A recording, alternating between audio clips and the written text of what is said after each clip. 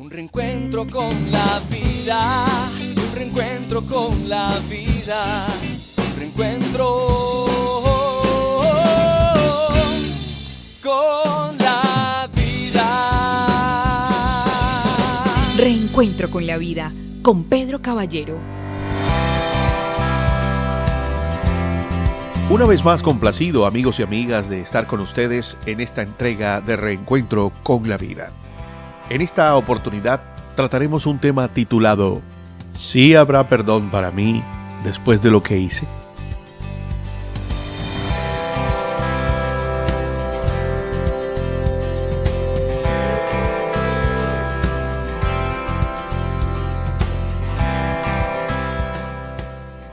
Encontramos en la primera carta del apóstol Juan, en el capítulo 1, verso 9.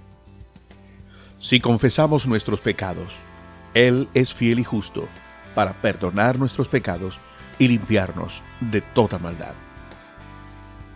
¡Qué increíble promesa de Dios! Saber que Dios, a pesar de lo que hice, puede perdonarme. Puedo hallar perdón para mí. Es verdad, tendré que afrontar muchas consecuencias de mis errores, de mis engaños, de mi traición, de mi necedad, de mi carnalidad, de mi pecado, cualquiera que éste haya sido. Muchos pecados tienen que pagarse con una pena de prisión en la cárcel, sí, es cierto.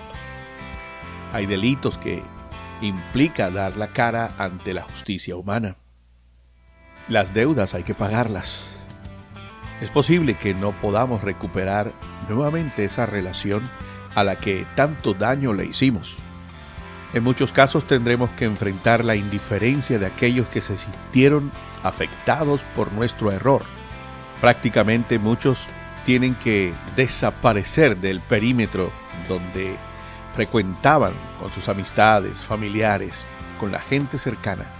En muchos casos hay que empezar de nuevo, una nueva vida, en una nueva ciudad, con nuevas personas, e inclusive con la posibilidad de que alguien nos reconozca y nos identifique como aquel que cometió una falta. Y después de habernos arrepentido, de haber pagado por ello, sigan señalándonos, sigan divulgando lo que hicimos y sigan enrostrando nuestro pasado.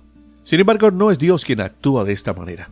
Recordemos que mientras vivamos entre los seres humanos vamos a tener que lidiar con toda clase de situación. Pero la buena noticia en medio de todo ello es que, por muy grande que haya sido nuestra falta, nuestro pecado, nuestra transgresión, nos recuerda Juan que si confesamos nuestro pecado, cuando admitimos, cuando reconocemos, Dios es fiel y justo para perdonarnos. Porque al fin y al cabo, en el mundo todos hemos pecado. Algunos más, otros menos, pero todos estamos sentenciados a una condenación por causa de nuestras transgresiones. Dice el Salmo 103, verso 12, «Cuanto está lejos el oriente del occidente, hizo alejar de nosotros nuestras rebeliones». El maligno siempre va a querer usar en contra de nosotros lo que hicimos. Él es especialista en señalarnos, en acusarnos. No de sobra tiene también ese nombre, el acusador. Y con palabras muy estratégicas tratará siempre de decirnos que nuestra falta, que nuestro pecado no tiene perdón. Pero la buena noticia es que si verdaderamente hemos recibido a Jesús como Salvador por medio de la fe, y todavía tenemos una sensación incómoda de cargo de conciencia, de sentirnos contaminados, imperdonados por todo lo que hicimos, bueno, ante ello, la única verdad es lo que está establecido en la Escritura. No hay ninguna condenación para el que está en Cristo Jesús. Una de las cosas, de las tantas cosas, de los tantos beneficios que hemos recibido cuando Cristo llegó a nuestra vida, es el perdón de nuestros pecados. Él nos da una paternidad, nos da un propósito, Él nos da su presencia, Él nos da eternidad, Él nos santifica, nos purifica, nos regenera, nos devuelve una dignidad. Y reitero, nos perdona de todos nuestros pecados. Es más, es bueno saber que una de las causas por las cuales Jesús tuvo que ir a la cruz es por causa de tu pecado y del mío. Y no solo el tuyo y el mío, sino de toda la humanidad. En una ocasión, Jesús se encuentra ante una escena muy vergonzosa. Multitudes estaban a punto de apedrear a una mujer de acuerdo a una ley, porque la habían encontrado en un acto de pecado, adulterio, y la pena para los adúlteros era que muriera públicamente, apedreada por la comunidad. Bueno, la gente es dada al linchamiento moral, emocional y físico. Apedreamos y después preguntamos si realmente ese era el delincuente, era el transgresor. Sin embargo, ante el inminente juicio de apedreamiento, Jesús pregunta: el que esté libre de pecado, que tire la primera piedra. Y la Escritura dice que ninguno de ellos pudo lanzar una piedra, porque sus conciencias les acusaban contundentemente. Mira, tú no eres adúltero, pero eres ladrón. Mira, tú no estás en la misma condición de ella, pero has delinquido de otras formas. No tienes autoridad moral para lanzar una piedra porque tú y yo sabemos de aquello de lo cual no te sientes orgulloso y que no quieres que se sepa. En fin, las conciencias individuales de estas personas les acusaban de una manera frontal, de una manera evidente, que también ellos estaban contaminados de delitos y pecados. Ninguno pudo tirar la piedra. Así que, ante las faltas que hemos cometido, por muy grandes que sean, aunque tengamos que enfrentar las consecuencias de perder mucho, en Dios tenemos una oportunidad de ser limpios, de ser perdonados y de recibir nuevas oportunidades. Inclusive, el Dios que hace milagros es el que puede hacer que aún exista la posibilidad de reconciliarnos con aquellos que en el pasado le afectamos. El Salmo 51 nos recuerda las sensibles y sinceras palabras de David cuando había adulterado con una mujer llamada Betsabé y luego había mandado a su esposo a la parte más peligrosa de la guerra para que éste muriera. Había cometido algo, pero demasiado grave y demasiado cobarde. David había llegado muy bajo. Y cuando es confrontado por el profeta Natán, David entró en una profunda angustia, en una profunda depresión, haber sido evidenciado en su pecado. Porque al fin y al cabo de Dios no podemos escondernos. Él conoce nuestras acciones y las intenciones de nuestro corazón. De seguro David o tenía una conciencia cauterizada, insensible, o por dentro iba minando la carcoma del pecado. El Salmo 32, versos del 3 al 5 dice: mientras callé, se envejecieron mis huesos, en mi gemir todo el día. Porque de día y de noche se agravó sobre mí tu mano, se volvió mi verdor en sequedades de verano. Mi pecado entonces te declaré, y no encubrí mi iniquidad. Dije: confesaré mis transgresiones a Jehová, y tú perdonaste la maldad de mi pecado. Añade esto el Salmo 51. Ante esto, David expresa con mucho dolor y con mucha sinceridad, derramando su corazón ante Dios: ten piedad de mí, oh Dios, conforme a tu misericordia. Conforme a la multitud de tus piedades, borra mis rebeliones. Lávame más y más de mi maldad, y límpiame de mi pecado. Porque yo reconozco mis rebeliones, y mi pecado está siempre delante de mí. Contra ti solo he pecado, y he hecho lo malo delante de tus ojos, para que seas reconocido justo en tu palabra y tenido por justo en tu juicio. He aquí en maldad he sido formado, y en pecado me concibió mi madre. He aquí tú amas la verdad en lo íntimo, y en lo secreto me has hecho comprender sabiduría. Purifícame con hisopo, y seré limpio. Lávame, y seré más blanco que la nieve. Hazme oír gozo y alegría, y se recrearán mis huesos que has abatido. Esconde tu rostro de mis pecados, y borra todas mis maldades.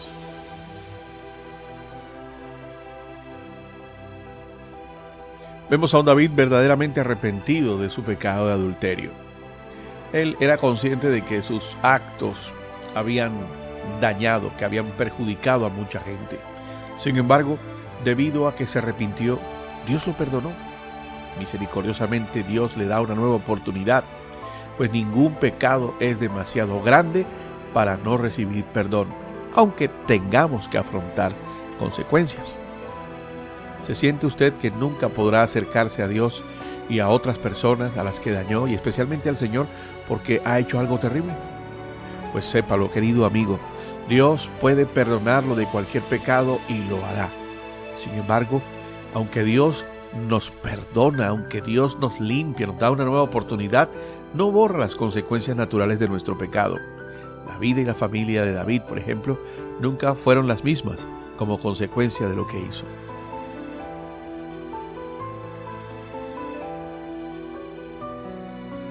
Uno de los grandes propósitos de Dios es perdonar al pecador. El perdón ha sido siempre parte de su naturaleza amorosa. Y uno de los primeros pasos para experimentar de manera contundente, eficaz, el perdón de Dios es precisamente confesar. Confesar el pecado a Él.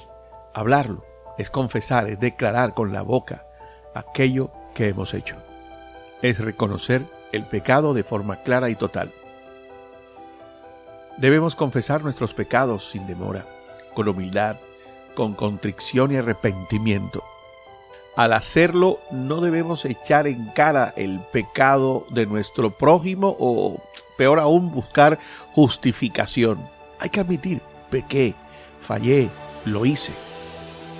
No digamos en qué andaba pensando, no sé, no soy consciente, no me acuerdo. No, admitamos nuestro pecado. Ese es el primer paso para que sea entonces removida de una forma categórica lo que impide que podamos tener una relación nuevamente con Dios. Urge la necesidad en muchos de los casos de hablar con las personas a las que hemos ofendido, a las que hemos dañado, y confesar, pedir perdón.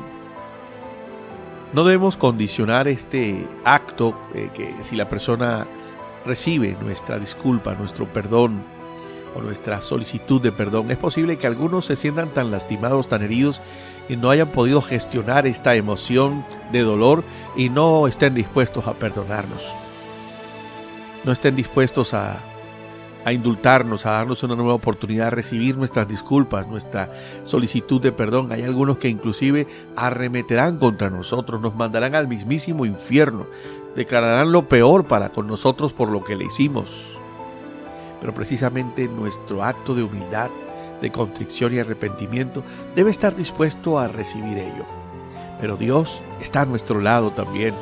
Nunca estaremos solos en el acto de ir a pedir perdón, de arrepentirnos. Y hay otra cosa más, y es, aunque no podemos devolver el tiempo, podemos hacer algo que se llama resarcir, reparar, tratar de indemnizar, tanto emocional como materialmente. Estemos dispuestos a afrontar los gastos, tanto emocionales como los gastos de todo daño que hemos hecho a través de nuestras acciones.